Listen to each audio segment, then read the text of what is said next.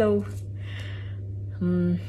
This is the first time that I'm getting in touch with you all to clarify something, and I think this will be the first time that I'll be thinking twice before I speak my heart, because I'm anxious that my words might be misinterpreted. So forgive me if I take a while longer than usual to communicate my thoughts. And I'd like to do this in English. In a recent interview, I was asked if I was a supporter of the left or the right wing, and I clearly stated that I believe I'm neutral, and we need to be good human beings first before we identify ourselves with our beliefs, and that the oppressed need to be protected at any cost. So further into the interview, I went on to elaborate on how I look at things, and I had quoted two references which had a huge impact on me and which left me traumatized for days.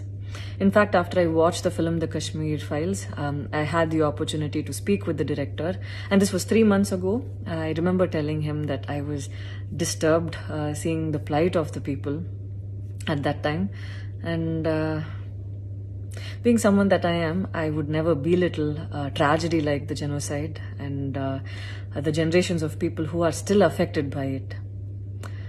Having said that, I can never come to terms with the mob lynching incident that had taken place during our COVID times, because I remember seeing that video and being shaken for days.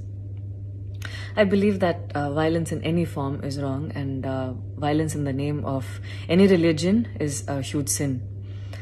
So this is all that I intended to say, and that's all. But it was very disturbing to see that many people online justified the mob lynching incident, and I don't think any of us have the right to take another person's life. Being a medical graduate, I believe that all lives are equal and all lives are important. And I hope a day doesn't come when a child is born and he or she is scared of his or her identity. And I pray that we're not heading towards that, at least.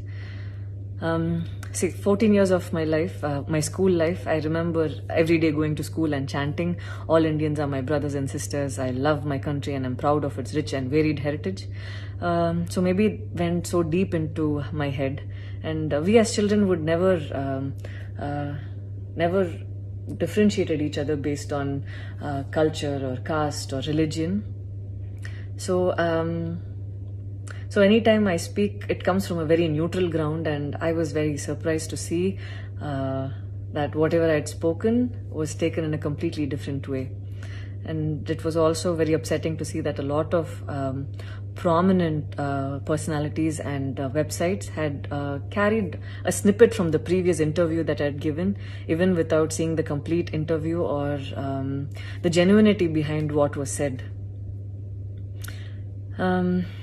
I would like to take this opportunity to thank the people who stood by me the last few days, because I remember feeling so alone and conflicted, wondering what I did wrong, and it was heartwarming to see that a lot of people raised their voice in support of me, and I felt like they knew me for who I am. So thank you so much for making me feel like I wasn't alone.